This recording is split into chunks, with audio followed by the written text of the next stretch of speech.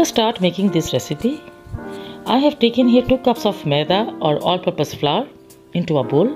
Into it, I'm going to add 1 teaspoon of sugar, half a teaspoon of salt, and round about 1 tablespoon of white oil, and I will add 4 teaspoon of baking soda, and I will mix it all together.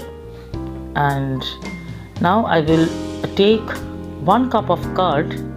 I'm not going to use water here. I'm going to make this dough with 1 cup of curd, and I'm going to mix it properly. I have used here the store-bought curd. You can make it from your homemade curd. I've made a dough, and now I will add little oil into it, and I will cover it and rest it in warm place for fermentation round about 45 minutes to 1 hour.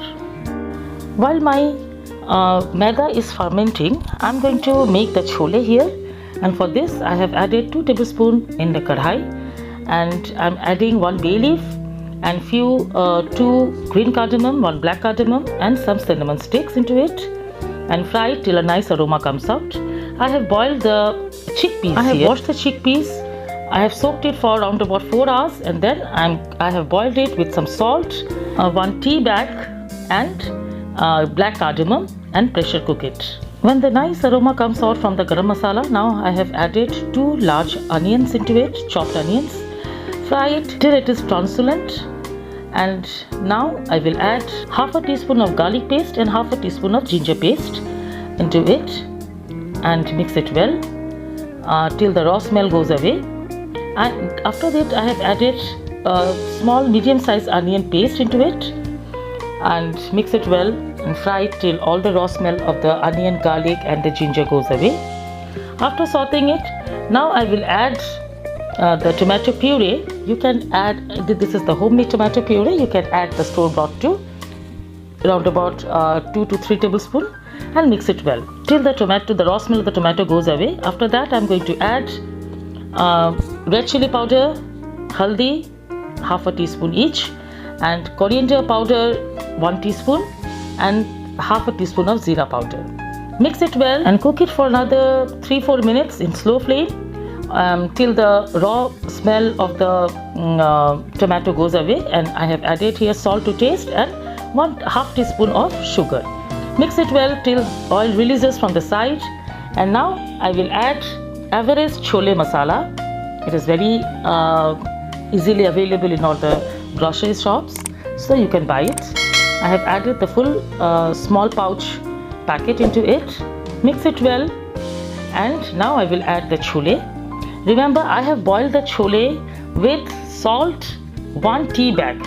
To get the Punjabi chole, you need to add 1 tea bag. If you don't have tea bag, you can boil tea leaves and stain the water into the chole, and 1 black cardamom. Pressure cook it till it is done, and now I have added here some lime juice. When it starts boiling and it becomes thick, your chole is ready for bhature. And I'm going to garnish this chole with some coriander leaves and some onions into it.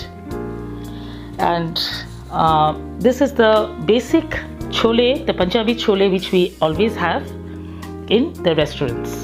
And so now we'll make the bhature. And after 1 hour, I have rested, and it has been fermented well. And I'll take out, and again I'll knead it in the kitchen counter. This is a very common breakfast in India, and you can enjoy this in any Sundays. And now I will make small balls out of it. Remember, the bhature is larger than the puri size, so we knead according to the size. And now I will roll it with a roller pin. Before rolling the puris, just grease your kitchen counter and roll it with a roller pin, and fry it in hot oil.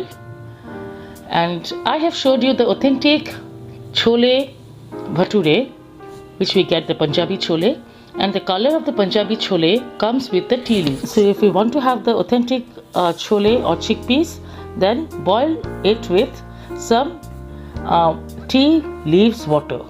So we need water of the tea leaves, and you boil the chickpeas with the water. My today's breakfast is ready. Hope you like the video. If you like it, do give a big thumbs up, and if you have not yet subscribed my channel, please do subscribe, press the bell icon, and don't forget to share with your friends.